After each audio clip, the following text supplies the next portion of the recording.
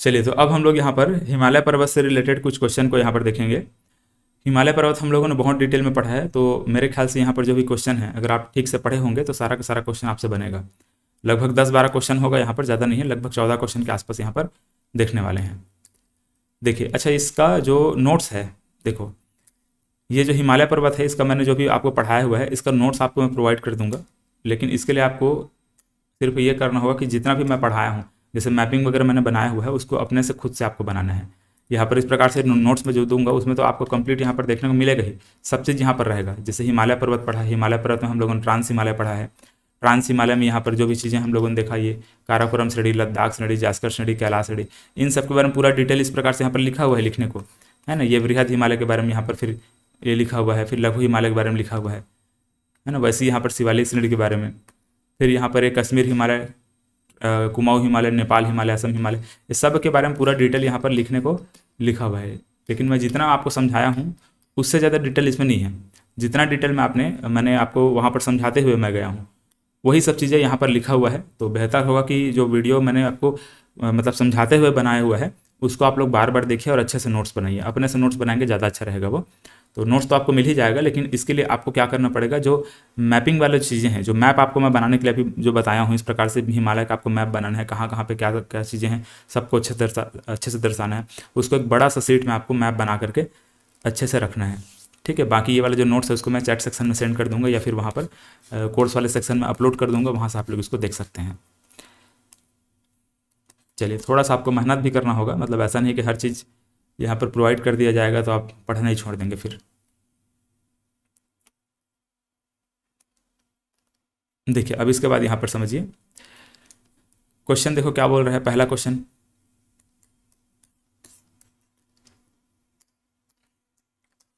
निम्न में से कौन सी चोटी विश्व की दूसरी सर्वाधिक चोटी है।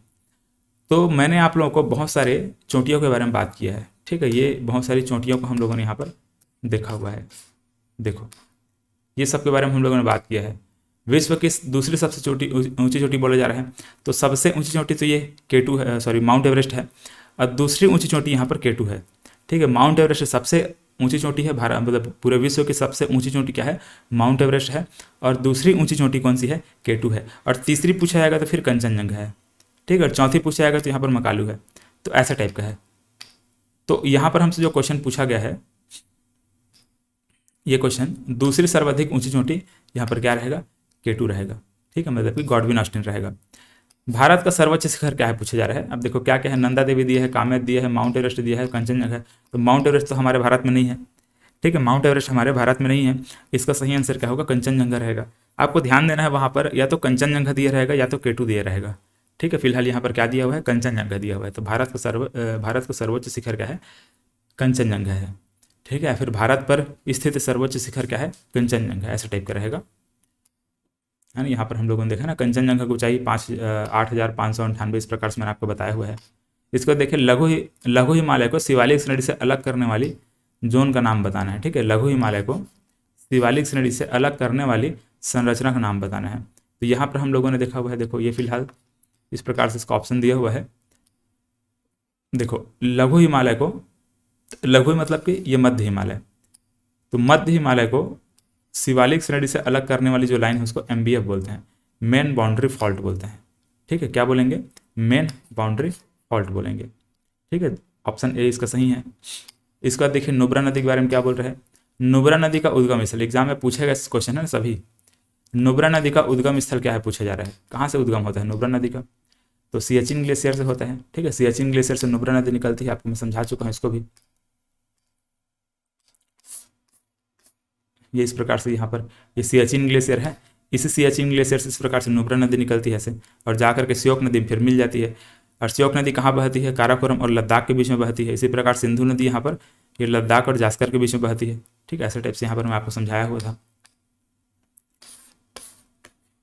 इसके बाद देखिए, सिंधु नदी किन दो पर्वतों के मध्य बहती है, अभी जस्ट मैंने आपको बताया आगे। यहाँ पर सिंधु नदी किन दो पर्वतों के मध्य बहती है, तो ये लद्दाख और जास्कर के मध्य बहती है, ठीक है। लद्दाख और जास्कर के मध्य सिंधु नदी बहती है। काराकोरम और लद्दाख के मध्य क्या बहती है, श्योक नदी बहती है,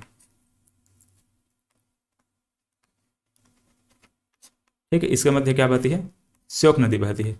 इसके मध्य क्या बहती है? सिंधु नदी बहती है। ठीक, ऐसा टाइप का कुछ है ये। इसके बाद देखिए, वृहद हिमालय के निम्न श्रेणियों को पश्चिम से पूर्व, मतलब कि वेस्ट टू ईस्ट हमको व्यवस्थित करना है। ठीक है, मतलब कि ऐसे पश्चिम से पूर्व, इधर वेस्ट है और इधर ईस्ट है, इस प्रकार से हमको व्यवस्थित करते जाना है।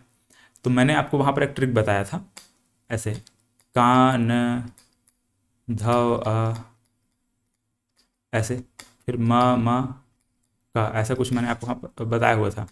ठीक है, आपने ध्यान से पढ़ा होगा तो कान धवा ममा का आपको वहाँ पर याद रखना होगा। देखो, ठीक है, ऑप्शन में देख लो क्या क्या है। ऑप्शन में यहाँ पर धौलागिरी है, अन्नपूर्णा है, कंचनजंगा है, माउंट एवरेस्ट है ना भाई? अन्नपूर्णा, माउंट एवरेस्ट, कंचनजंगा, धौलागिरी, तो इन्हीं सब में हमको बताना है। देखो यहाँ पर क्या क्या है, तो धौलागिरी है, अन्नपूर्णा है, माउंट एवरेस्ट है, कंचनजंगा है।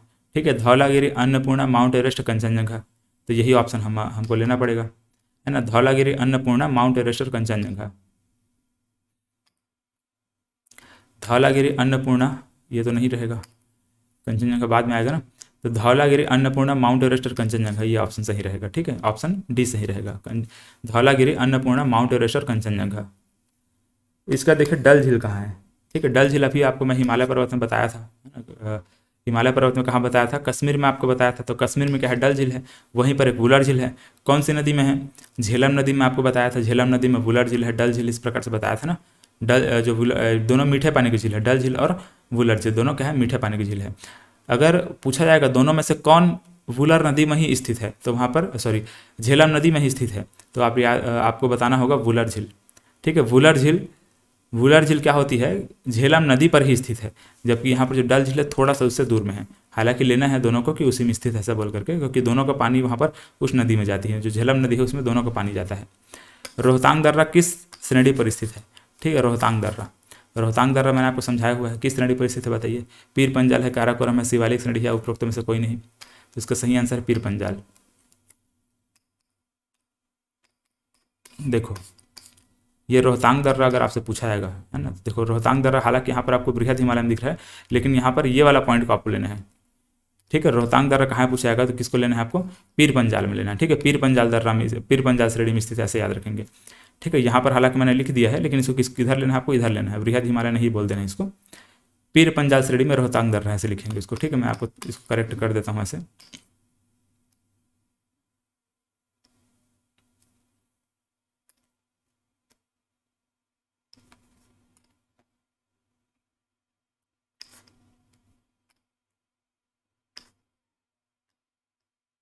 यस, रोहतांग दर्रा ये। ठीक है, कहाँ है? पीर पंजाल में है। इसका देखिए क्या बोल रहा है, हिमालय की सबसे पूर्वी चोटी, हिमालय की सबसे पूर्वी चोटी पूछा जा रहा है, तो क्या चीज़ है? नामचा बर्वा है ना, इसको भी हम लोग देख चुके हैं। नामचा बर्वा कहाँ है?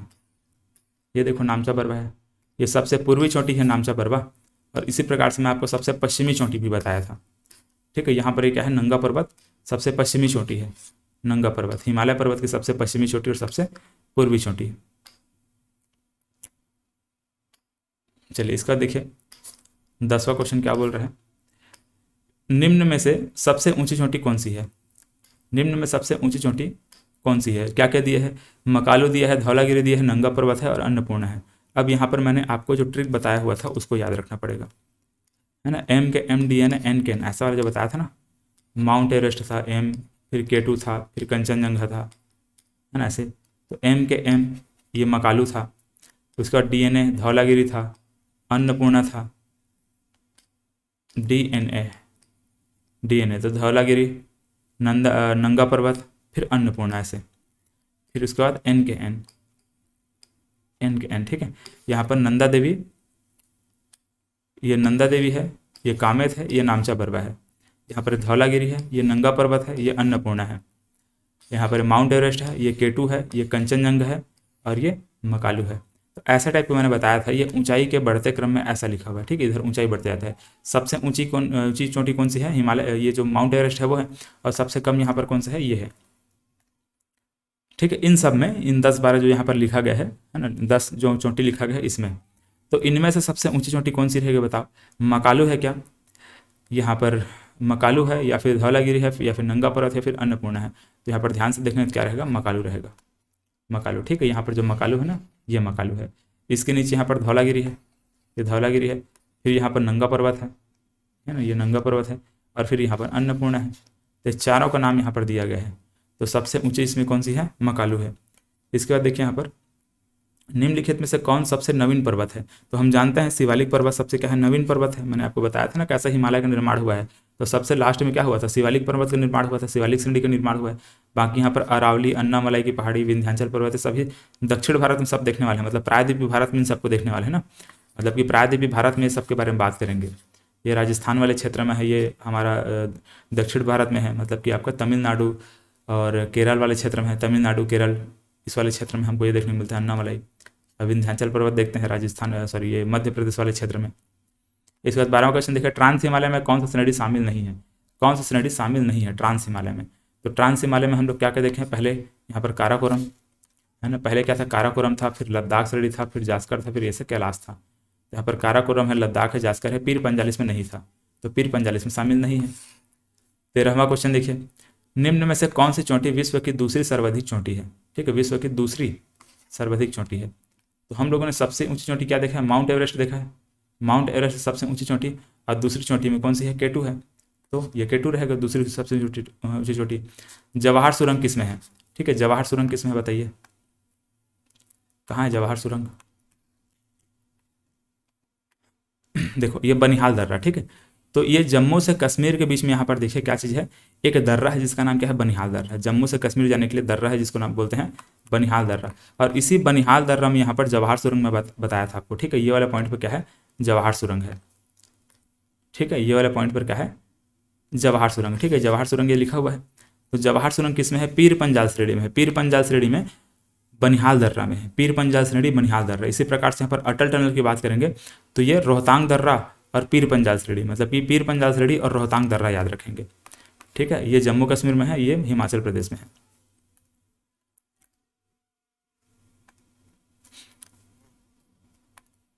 देखिए तो जवाहर सुरंग पूछा गया था, तो किस में है? ये बनिहाल दर्रा में है ना, बनिहाल दर्रा में। चलिए, तो इस प्रकार से हम लोगों ने हिमालय पर्वत को कंप्लीट कर लिया। इसके जो इंपॉर्टेंट क्वेश्चन है उसको भी हम लोगों ने यहाँ पर प्रैक्टिस कर लिया। अब आप लोग चाहें तो ये सब चीज़ को इस प्रकार से देख सकते हैं, जैसे कि यहाँ पर जो माउंट एवरेस्ट वगैरह के जितने भी ऊंची चोटी मैं बताया हूँ, माउंट एवरेस्ट है, काराकोरम है ना, या फिर मतलब सॉरी काराकोरम नहीं है, केटू बोलेंगे इसको, केटू। तो ये माउंट एवरेस्ट है, फिर केटू है, फिर यहाँ पर क्या है? कंचनजंगा है ना। केटू को क्या बोलते हैं? गॉडविन ऑस्टिन के नाम से जानते हैं। फिर मकालू है, फिर धौलागिरी है। इस प्रकार सबका ऊंचाई यहाँ पर लिखा हुआ है। मैंने आप इसको मतलब बता भी दिया है आप लोगों को पहले भी, है ना। ये सब ऊंचाई इस प्रकार से लिखा गया है, कहाँ कहाँ स्थित है वो भी यहाँ पर लिखा हुआ है।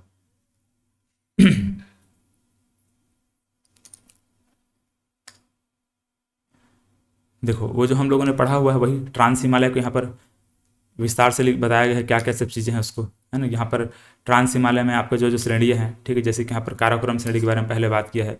इसके बाद फिर यहाँ पर लद्दाख श्रेणी के बारे में हम लोगों ने पहले बात किया। उसके बाद ये जास्कर, कैलाश, ये सबको हम लोगों ने देख लिया है ना। फिर यहाँ पर वही चीज़, मतलब उसी चीज़ को यहाँ पर जितने भी हम लोगों ने देखा हुआ है उसी को हम फिर से यहाँ पर बताया गया है, कैसे कैसे कहाँ कहाँ पे है।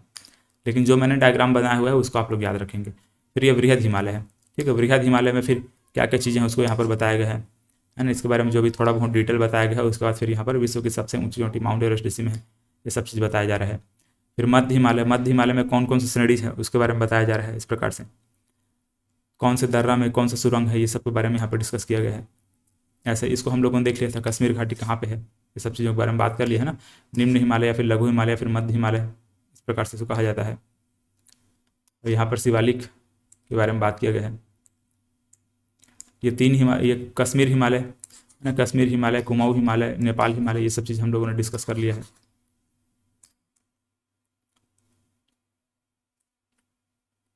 चलो ये सब क्वेश्चन को आप लोग प्रैक्टिस करिएगा, हाँ ये सब चीज़ देख लिए हैं। देखो अटल टनल किसमें पार करती है बोला जा रहा है। अटल टनल कौन से पर्वत श्रेणी जिसको पार करती है? तो हम लोगों ने क्या देखा है, किसको पार करती है? जास्कर है कि लद्दाख है कि पीर पंजाल है कि धौलाधार है, किसको पार करती है? पीर पंजाल को पार करती है। क्वेश्चन देख लिए हैं। देखो अटल टनल के बारे में यहाँ पर पूरा डिटेल में लिखा गया, ठीक है, इसको पढ़ लेंगे थोड़ा सा। हिमालय के किस भाग पर करेवा बोलते हैं? करेवा मैंने बोला है ना कि करेवा किसको बोलते हैं? करेवा जो जम्मू कश्मीर में जो झीली निक्षेप है, जम्मू कश्मीर पहले एक झील का भाग था, लेकिन वो क्या बन चुका है, मैदान बन चुका है, समतल मैदान, तो उसको जो झीली निक्षेप बोलते है वही करेवा के नाम से जाना जाता है। चलो, तो इस प्रकार से हम लोगों ने हिमालय पर्वत कंप्लीट किया। अब इसके बाद जो उत्तर पूर्व की जो पहाड़ियाँ हैं उसके बारे में बात करेंगे, ठीक है, जो अरुणाचल प्रदेश में, नागालैंड में, मणिपुर में, वहाँ पर जो पहाड़ियाँ हैं उनके बारे में बात करेंगे। धन्यवाद।